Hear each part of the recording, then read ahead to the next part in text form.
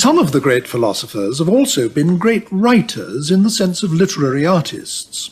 I suppose the outstanding examples are Plato, St. Augustine, Schopenhauer and Nietzsche. And if not quite in their class, Descartes, Pascal, Berkeley, Hume, Rousseau were certainly very good writers anyway. And in our own time, Bertrand Russell and Jean-Paul Sartre have both been awarded the Nobel Prize for Literature. But on the other hand, some great philosophers have been bad writers, two of the very greatest, Kant and Aristotle, being two of the worst. Quite a few are just pedestrian. One thinks, for instance, of Aquinas or Locke. As for Hegel, his work has become a byword for obscurity, almost a joke in this respect. He must be the most difficult to read of all world-famous writers. What these examples show is that philosophy as such is not a branch of literature. If a philosopher writes well, it's little more than a bonus. It makes him more enticing to study, obviously, but it does nothing to make him a better philosopher. A philosopher can be in the very highest rank of all, like Kant, and still be a lousy writer. I state this firmly at the outset because in this programme we're going to consider some of the areas where philosophy and literature do overlap, not only in the work of philosophers who happen to be great writers, but also in the work of other kinds of writer, poets, playwrights, novelists, who have been directly influenced by philosophical ideas. We have someone here whose experience spans both these worlds. Iris Murdoch is now a novelist of international reputation, but for many years before she became a successful novelist, and indeed for some years after, she was a tutor in philosophy at Oxford University. Iris Murdoch, when you're writing a novel on the one hand and philosophy on the other, are you actually conscious that you're engaged in two radically different kinds of writing? Are you conscious that you're writing differently? Oh, very much so, yes. These two branches of thought have such different aims and such different styles, and I feel very strongly that one should keep them apart from each other. I mean, that is that when one's writing philosophy, one's writing something which is very much more like science in a way than it's like literature. And literature, of course, has its own rules and its own tricks, and philosophy aims to clarify. In fact, it's essential to philosophy that should be, in some sense, clarification, and literature is very often mystification, and besides, literature is for fun, literature entertains, literature does many, many things, and philosophy does one thing. Seems to me, having read many of your books, including your philosophical books, that the actual sentences themselves are different. I mean, what strikes me if I read one of your novels, the sentences are, so to speak, opaque in the sense that there's a lot in them. There's a heavy cargo. There's lots of connotation and allusion and ambiguity and so on. Whereas in your philosophical writing, the sentences are translucent. They're only saying one thing at a time. Yes, well, I hope this is so, yes. I mean, if obviously one has a style as a writer, and I certainly have a probably recognizable style as a novelist, but my philosophical style would be something totally different, and I would be very pleased if it was impossible to tell it was the same person writing. You said something a moment ago that interested me very much. You said that philosophy, I think I remembered your words correctly, you said philosophy, the aim of philosophy is to clarify, and the aim of literature is to mystify. And I suppose it's central to what the novelist or the playwright is doing, that he's actually trying to create an illusion, whereas it's central to what the philosopher is doing, that he's trying to dispel illusion or pierce through illusion or liberate his and our minds from illusion. Is that an essential part of the difference? Yes, certainly. And philosophy is to do with getting hold of a problem and holding on to it relentlessly and doggedly. And this is the mark of a philosophical mind, this particular relentlessness, the fact that you stick to your problem. Yeah. With the making of the contrast in mind, let's deal with these one at a time. I mean, how would you characterize literature as distinct from philosophy in this context? Well, I don't think one can offer exactly a definition of literature, nor is it necessary in place here. Shall we say some of the characteristics? We know what literature is. It's an art form using words, and I would say that literature is art by definition, and the point at which I mean, one could define it by contrasting it with, say, journalism or something. Though I dare say great journalism is literature, but there are all sorts of borderlines here. And literature is very, very various. And one thing that strikes one, of course, is that philosophy is very tiny. If you think how small European philosophy is, and we're... Well, just the small body of work. Yes, I mean, it's not a vast and multifarious area. No. What strikes one very much, I think, is the way in which the problems which were stated at the beginning are still there, which some people might regard as proof that one is not making much progress. Well, the philosopher Whitehead once characterized this rather strikingly, didn't he, by saying that all Western philosophy is merely footnotes to Plato. Yes. And there's a sense in which that is true. I mean, Plato mapped out the territory, and we've all been working in it ever since. I think the more one studies Plato, the more one sees that this is true, that he raised practically every problem and raised it in a very sophisticated way. Well, literature is vast and multifarious and multiform. It's not, of course, entirely to do with fictions. I mean, there are kinds of literature which aren't fiction, but historical writing and essays, or reflections of all kinds. Yes. But typical literature, as it were, I mean, is stories and poems and so on, is fictional. It is to do partly with playing roles. That this is true to some extent of poetry, and I suppose entirely.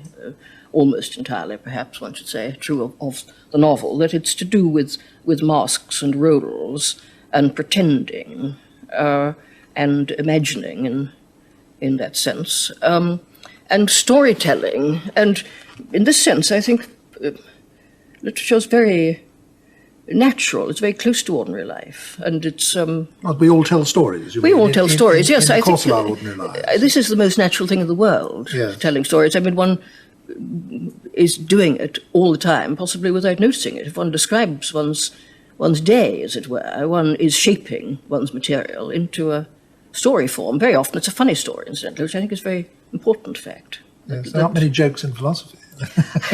No, there are witticisms, yes. But not exactly jokes. Yeah, I think jokes would be out of place. Yes. And that somehow we live in a literary atmosphere. I mean, we live and breathe literature to some extent, in that when we tell stories or when we write letters and so on, we are making a form out of something which might be formless. And this is one of course, the deep motives for literature or for art of any sort, that one is defeating the formlessness of the world. One is imposing order on one's Yes, one is cheering oneself up environment. And consoling oneself. And also, of course, instructing oneself by giving a form to something which is perhaps alarmingly formless in its original condition, a sort of rubble, as if we lived in a kind of rubble world, and one's always making forms. Yes. When you say one's cheering oneself up, I mean, that brings to the fore the fact that one of the essential aims of literature has always been to entertain, hasn't it? Yes. And I don't think that has anything whatever to do with the motive of philosophy. No. I think it may be that philosophy also cheers us up, of course, because philosophy is the imposition of form on the formless in a vast way. But I think this is something which, insofar as the philosopher might be aware of this, it's something that he would be suspicious of in himself, because one's temptation to produce a hasty form or an inappropriate form in order to console oneself. This temptation is one that the philosopher, of course, has to avoid. And I think the good philosopher is always undoing his own work. This is part of the holding on to the problem, being dogged and relentless, which would also, of course, militate against certain kinds of literary devices, because it means that one has to repeat oneself, that philosophy is repetitive. It's coming back over the same ground and breaking the form that you've made. And you've made a number of points here, especially in your characterization of literature, which by implication contrast with philosophy. But I'd like now to, as it were, draw out the contrasts explicitly. For example, you said just now that, and I think it's a striking fact about storytelling, you said that it's natural and that we all do it and it's part of everyday life. And certainly we all like being told stories.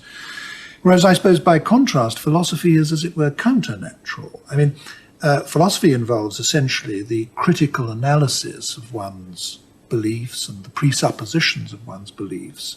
And it's very striking that people actually don't like having that done to them. None of us do. We don't like being analysed, and we don't like the assumptions on which our beliefs rest being questioned, because it makes us feel insecure and uncomfortable, and we all have a strong resistance to doing it. Yes, I think it is a very counter-natural, a very unnatural activity. And when one starts doing philosophy, I mean, I notice this, of course, in teaching philosophy, that people are very reluctant to play this game, or cannot see how it's done at all to begin with, because it involves a very odd sort of standpoint. It's notoriously difficult to define philosophy, of course. If somebody doesn't know what this activity is, it's very difficult to say what it is. It's to do with conceptual structures, to do with very deep structures of belief and knowledge, to do with meaning, significance. It's partly, of course, to do with words, in the sense that it's about how language relates to the world and that sort of thing. And it's not science, and it's not art, and it's very important that it's not science, I think, don't you think? I mean, that as soon as you start doing science, you're falling right out of philosophy. It's a kind of point of view which, although the style may be scientific, the actual, what you're doing is certainly not science. It's a kind of a reflection on concepts. Yes, well, Bertrand Russell once said that it's the questions that we don't know how to answer, and I think Isaiah Berlin and other well-known contemporary philosophers also take this view. And it means looking at things which one takes for granted and suddenly seeing that they're very, very odd indeed. Yes. But the one thing that philosophy does have in common with science, I think, is that it's based on an attempt to understand the world and to understand our environment and to understand our situation in a way that doesn't consist just of expressing personal attitudes and personal views. There is an attempt to, as it were, submit oneself, and this was implicit in something you said just now, I think, to submit oneself to criteria outside oneself. In other words, you're trying to say something that is impersonally true. Yes, yes. And you said just now, I think, when you were talking about the way you yourself write, you said that, and it's absolutely true, that your novel writing has a very distinctive literary personality, whereas I think you said you wouldn't mind if your philosophical writing was thought not to have any personality. Now, it strikes me that almost the most important thing about an imaginative or creative writer is this possession of a literary personality. If he hasn't got a distinctive personality in that sense, we're not interested in reading it. Whereas with philosophers, it just isn't the case. I mean, you could read all the works of Kant with great care and interest, and at the end of it have no idea what Kant was like as a human being.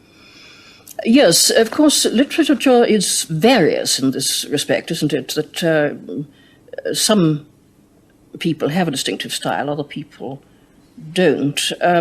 I suppose it is self-expression in a way by definition. I mean, that unless you wanted to express yourself, you'd, I mean, if you didn't have this motive, you'd lack a very important motive towards this form of art.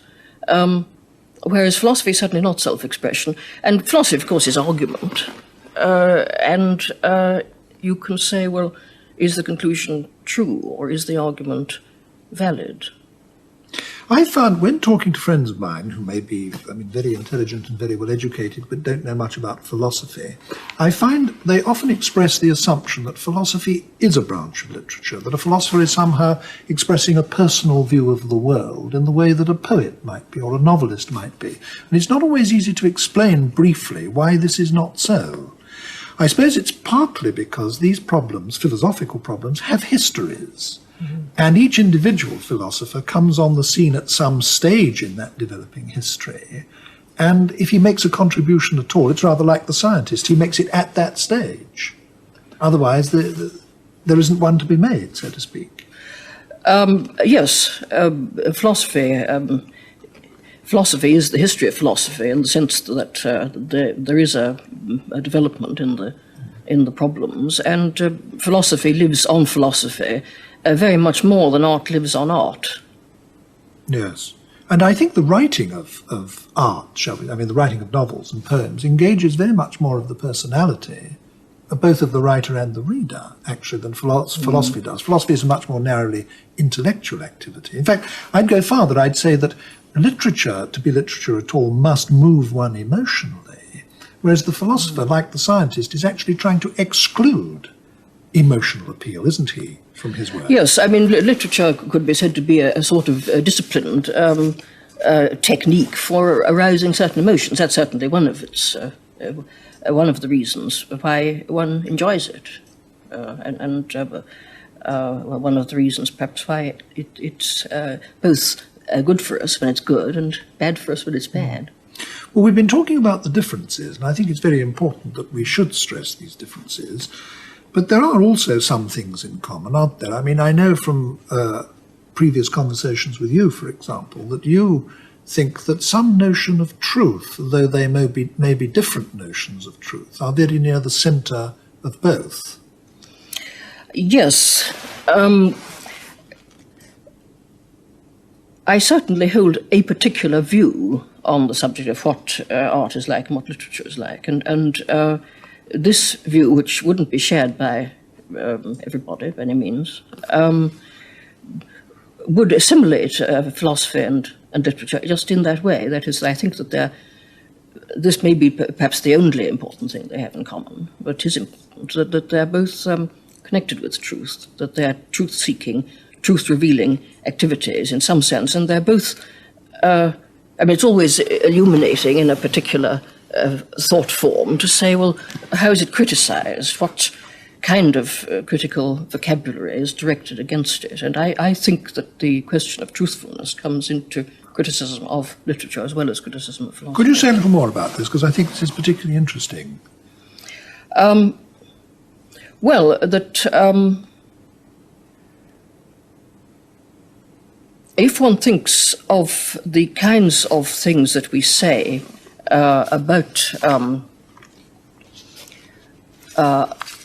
literature from a critical point of view, we often condemn it for being sentimental or for being fantastic in a bad sense. I mean, let's establish, say, a contrast between imagination and fantasy, with imagination being thought of as a good creative power, and fantasy as a sort of private self-consolation, so that fantasy is bad, imagination is good. I think both philosopher and writer have to face a conflict between imagination and fantasy in themselves. That, of course, philosophy is an imaginative activity, and if one thinks of the great philosophers, they're very often picture makers. They're people who produce enormous metaphors and pictures to explain things. And the intrusion of any kind of personal fantasy is obviously out of place there. But I think it's even greater a conflict for the writer, because creative imagination and personal fantasy are awfully close in relation to fiction. I mean, the obvious sort of example is the case of the novel, the bad novel, which turns out to be simply a fantasy of how the hero, who's the writer, triumphs over all his enemies and is loved by the girls and so on, yes, and becomes rich and so forth. And this kind of fantasy is a menace to the creative imagination. And in condemning art for being fantastic in this sense, one's very close to saying that it's untrue, that it's saying something which isn't true. Now, that conception of truth, though, is different, isn't it, from what the philosopher is trying to get at, is it not? Well, the philosopher is dealing with truth in a kind of positive sense, in that he's trying to solve certain problems finally. Whether he ever does is another question, but I think there are certain philosophical problems, for instance, about perception, which perhaps have been solved. The writer has a whole lot of aims. I mean, this is what, of course, makes art so interesting, that it satisfies a great many human activities and instincts. It produces happiness in the creator and in the client through doing a whole lot of things at the same time. But one of the things it does, and this is, I think, is important and comes up in philosophical theories about art, which perhaps we might consider in a minute. There is, I think, a mimetic aspect. What do you mean by literature. mimetic? That is, that it is imitation of nature, in some sense, that literature is about the world. This might seem to be obvious, but of course it isn't obvious, in the sense that a lot of people would challenge this remark and say that literary art is not mimetic. The same kind of question, of course, can be asked about painting. Music is an odd man out, I think, in this particular discussion. But I think that there are many parallels between painting and literature, and these are sometimes illuminating. You can see something more clearly, perhaps, in the case of painting, which you then can transfer, as it were, to the case of literature. You suggested just now that we move on to considering philosophical ideas about literature, and I think it would be very interesting to do that. Which of the philosophical views of art that there have been would you pick out as being the most interesting to consider? I find Plato is very interesting because it raises all the subjects which one wants to clarify one's mind about. One wants to defend art. I don't know. I think philosophers haven't written very well on art on the whole, partly because they very often put it in as a minor issue. They've got a general view, say, of morals or metaphysics and so on, and they put in their view of art as a kind of piece that's got to be fitted into the picture, and don't perhaps consider it too seriously or too generously, or not generously enough.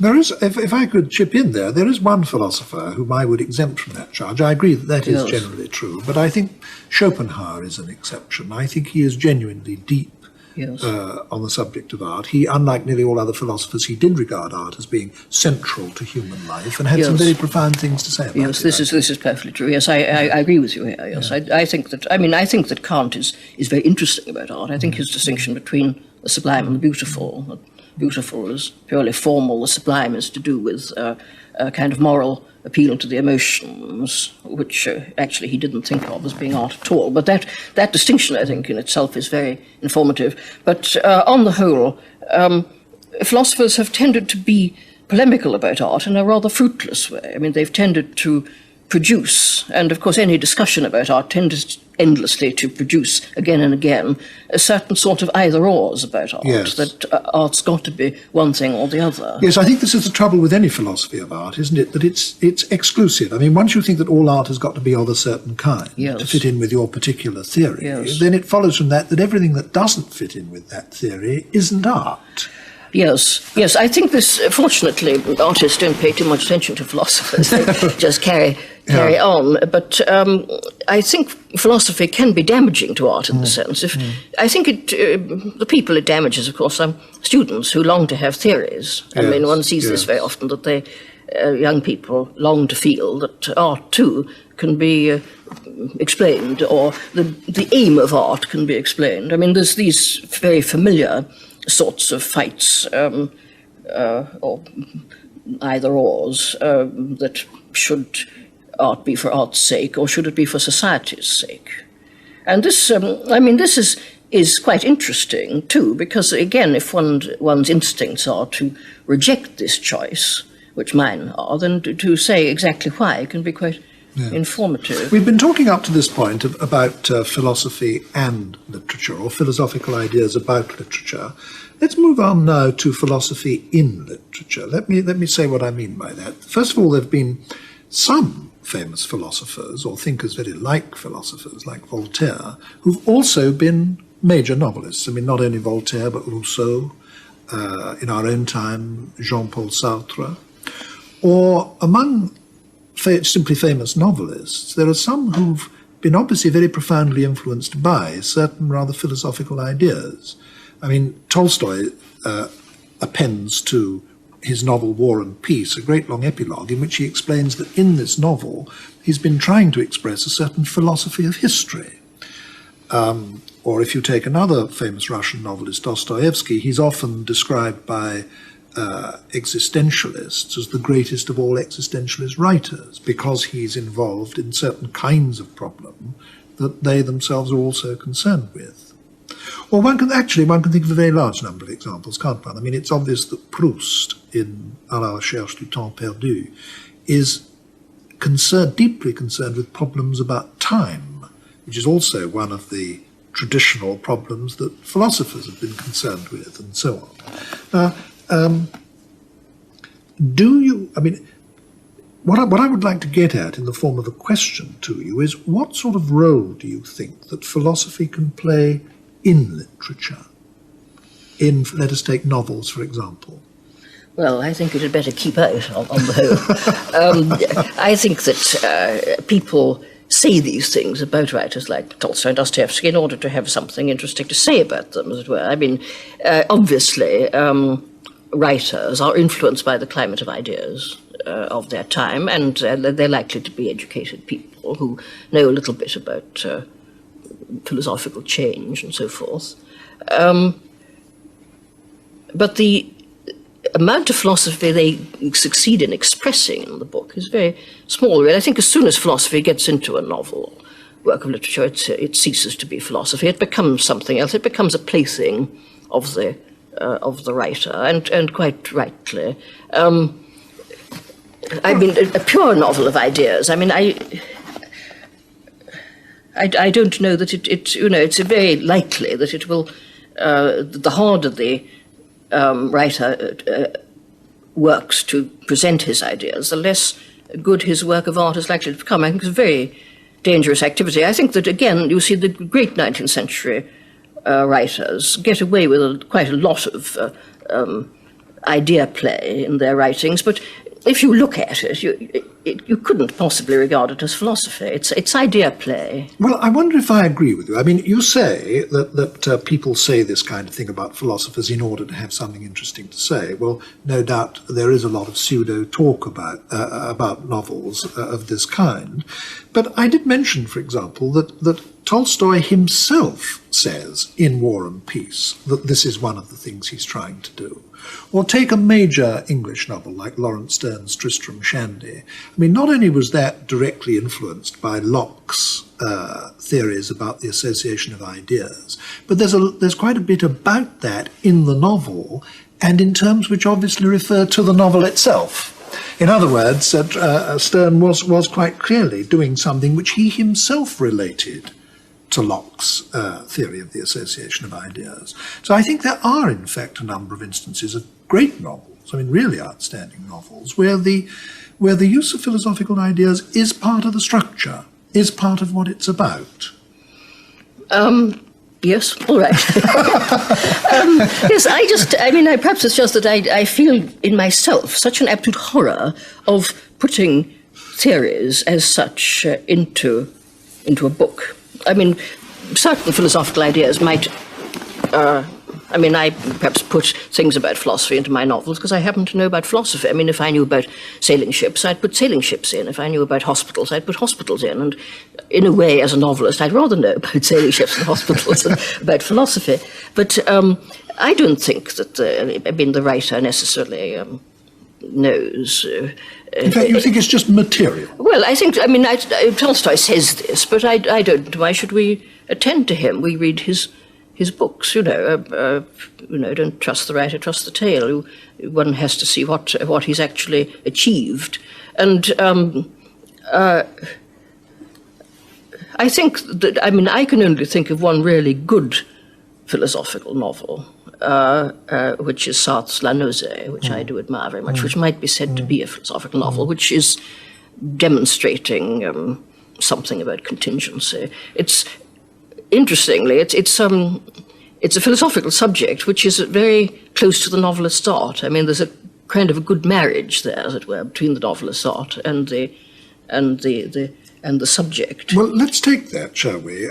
Jean-Paul Sartre's La Nausée. I mean, I agree with you. I think it's a magnificent book, but surely it also articulates a philosophical theory.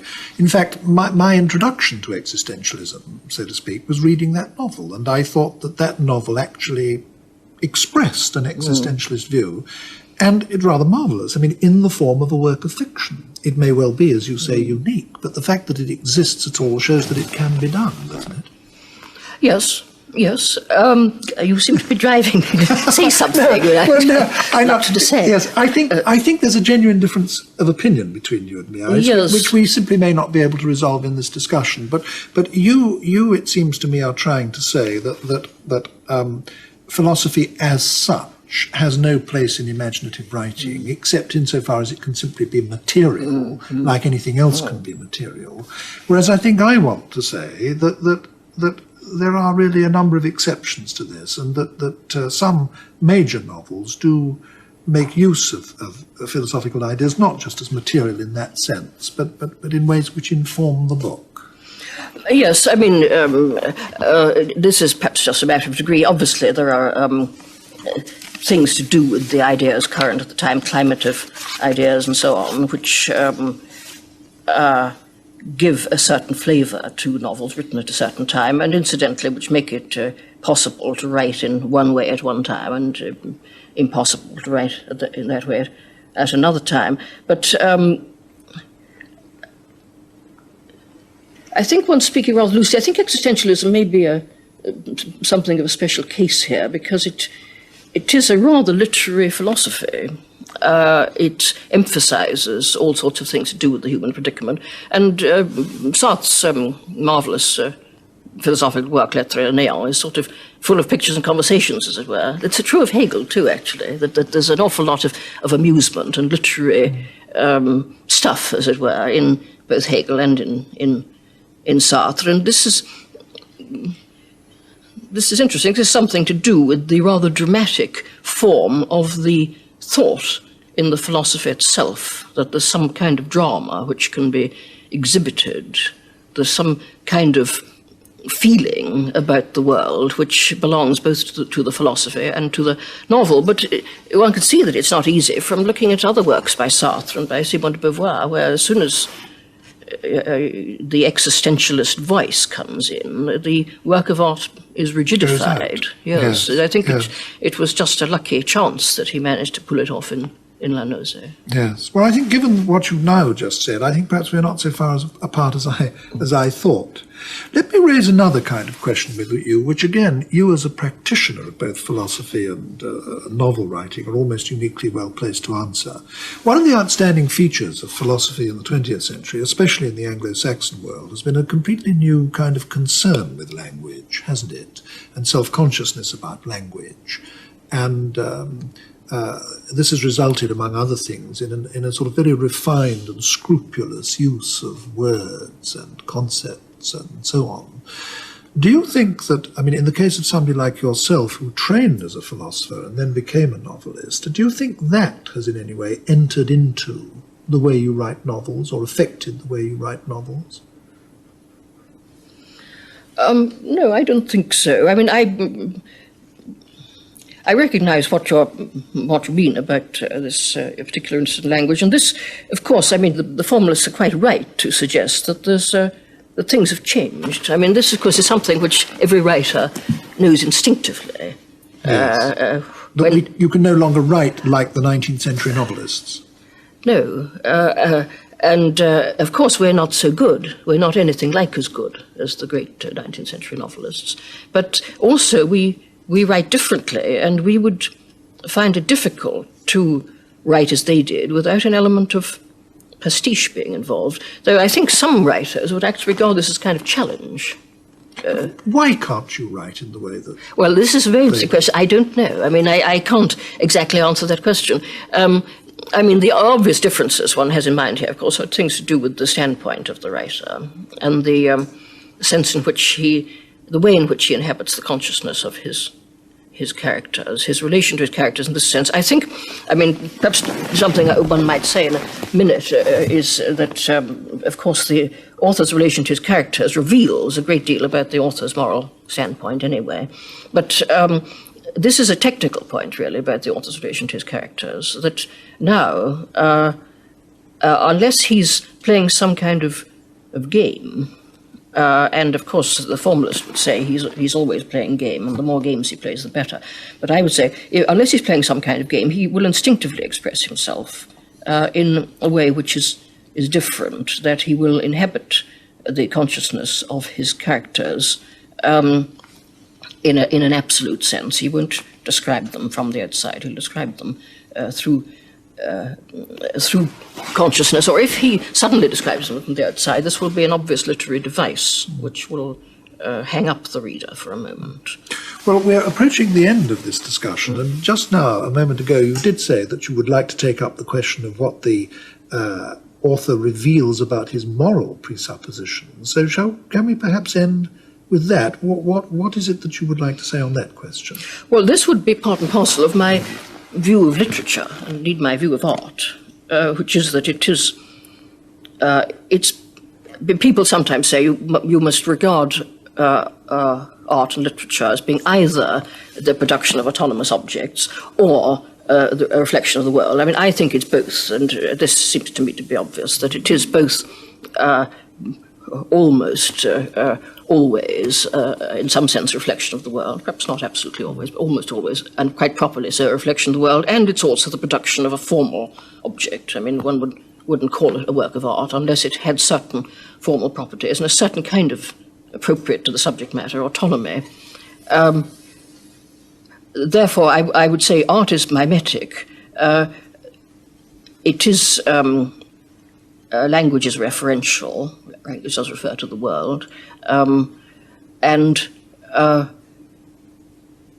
in pursuing this particular activity of producing literary work, particularly, of course, fictions, and particularly, of course, the novel is the most obvious case, one is inevitably involved in making moral judgments. And this is something to do with the nature of language, that if you tell somebody to describe their room or something, which one might think was a fairly neutral activity, this description will be crammed with value judgments. And this is something which one can't avoid, not only in the choice of what they describe, which is important, but in the words that they use. Words are full of value. And this is very obviously the case, of course, in the author's relation to his characters. And this comes back partly to this distinction between fantasy and imagination, that if the relation is a fantasy relationship, the work is damaged, both because the expansion, the ability to exhibit the world in some way under a certain light is damaged, and very often, of course, the values which the author expresses are improper ones. And I think that the novelist may as well admit this, that he is going to be involved in making moral judgments, and his relationship to his characters is going to reveal his morality. So that there is a kind of moral challenge involved in art, both because of at a prior stage, in the self-discipline of the artist, expelling fantasy and looking at things other than himself, which I think art is very much concerned with, removing a veil of fantasy, which normally perhaps wraps one's head as one gazes at the world, and looking at the world without this fantastic cover, that the artist is concerned to see what is other than himself, and in a sense to respect it, and to have the self-discipline to check the rushes of fantasy to which he may be subject. This is the work of imagination then creates a kind of space, and one does have a kind of feeling of imaginative space in great works of art, as if one was standing in a big hall or something. And at the prior level, he has to do this, and at a secondary level, when he's actually creating the work, he will find that he has to judge his characters, and he has a way to take sides. And this can be done, of course, in many, many ways. And, of course, ambiguity and mystification and so on come into this. And the author, who, of course, is enjoying himself all the time, as well as giving pleasure perhaps to the reader or aiming to entertain or even instruct the reader, the author can play all sorts of mystifying games with the way in which he reveals his characters. I mean, Henry James is full of such games, for instance. But the revelation is there, and the judgment is there. And of course, what the author is doing all the time he's doing that is largely unconsciously revealing himself. Yes, yes, and this, of course, the unconscious self-revelation is at its most obvious in bad art. And I think, I mean, to stick to this question about literature and the world, I think that the writer is engaged over a very, very large area of his personality in his writing, and that the writing and the work of art is judged against the background of the real world, and by the real world, I mean the common sense real world, not some kind of recherche real world, which would need special implements to discover, but the world which we take to be real in ordinary life and in common sense. Does this mean that imaginative writing must, although it's imaginative, be rooted in some kind of respect for things as they are and acceptance of things as they are? Yes, I think so. Yes, I think that this, I mean, one can play with this idea in relation to painting, and as I said very often, painting shows you something about literature that someone might say, well, obviously painting isn't always mimetic. What about abstract painting? Well, yes, certainly.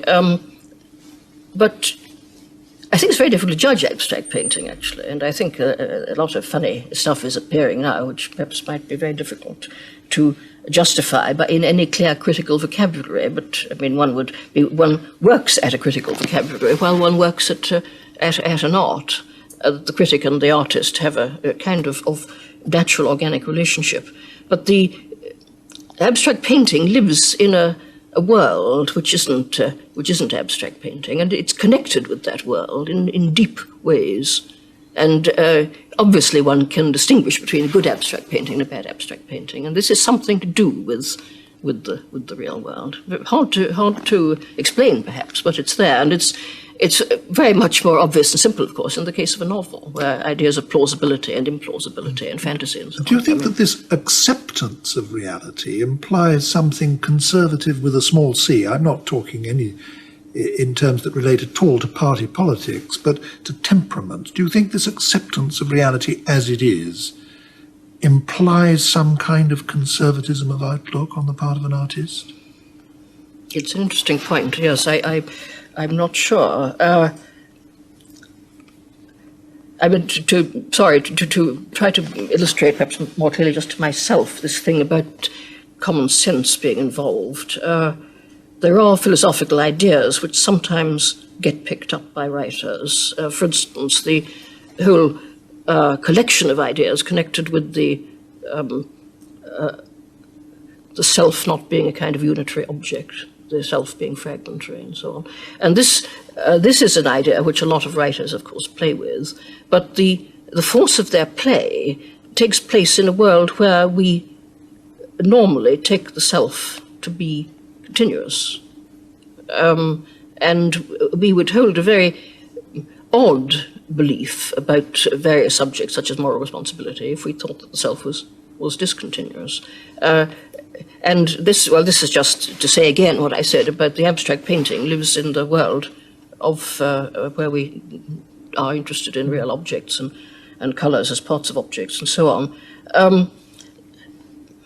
I don't know. I mean, this would be an interesting sort of theory, wouldn't it, to say that artists are always conservatives because they have a tolerant. I think there's a kind of tolerance involved. I don't know about conservative exactly, but I think that a great artist has got a kind of tolerance because he can see an awful lot of what's really there. I mean, Shakespeare can see an enormous amount. I think there's a kind of breadth of tolerance which comes out of Shakespeare because he can see so much. He can see how awfully different people are and what makes them different and how many different ways there are of thinking about the world. And this, I think, this is a